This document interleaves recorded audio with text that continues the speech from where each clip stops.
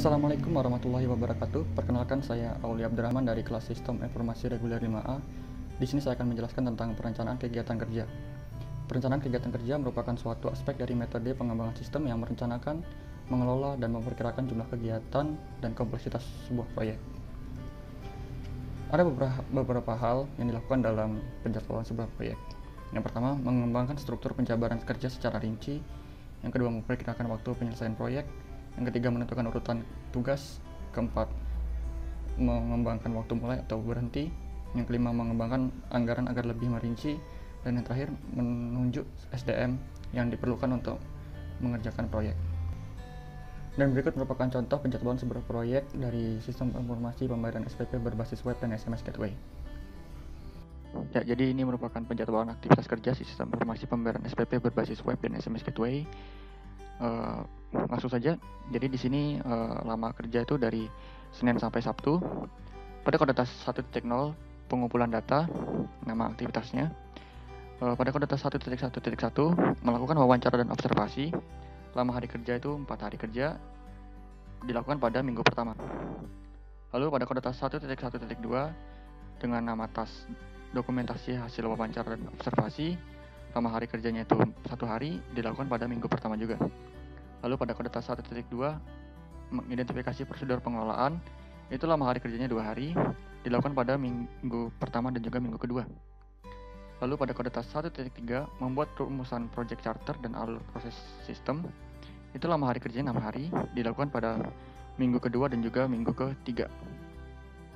Lalu pada kodetas 1.4 pembuatan dokumentasi akhir hasil investigasi awal, itu lama hari kerjanya 2 hari, dilakukan pada minggu ketiga. Lalu pada 2.0 analisis masalah, pada kodetas 2.1 mengidentifikasi sebab akibat, itu lama hari kerjanya 3 hari, dilakukan pada minggu ketiga. Lalu pada kodetas 2.2.1 melaksanakan rapat dengan tim mengenai masalah sistem, itu lama hari kerjanya 4 hari, dilakukan pada minggu keempat. Lalu pada kodetas 2.3 pembuatan dokumentasi akhir hasil analisa masalah, itu lama hari kerjanya 3 hari, dilakukan pada minggu keempat dan juga minggu kelima. Lalu pada kodetas 3.0 analisis kebutuhan, pada kodetas 3.1.1 mempelajari hasil investigasi awal, itu lama hari kerjanya 2 hari, dilakukan pada minggu kelima. Lalu pada kodetas 3.2 melaksanakan rapat dengan tim mengenai kebutuhan sistem, itu lama hari kerjanya 4 hari, dilakukan pada minggu kelima dan juga minggu keenam. Lalu pada kodetas 3.3 pembuatan dokumentasi akhir hasil analisa kebutuhan, itu lama hari kerjanya 3 hari, dilakukan pada minggu keenam.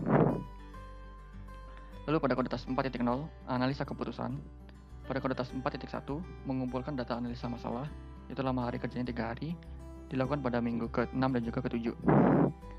Lalu pada kodetas 4.2 merumuskan kandidat pengembangan sistem, itu lama hari kerjanya 4 hari, dilakukan pada minggu ke-7. Lalu pada kodetas 4.3.1 melaksanakan rapat dengan tim mengenai tingkat kelayakan, itu lama hari kerjanya 4 hari, dilakukan pada minggu ke-7 dan juga ke-8.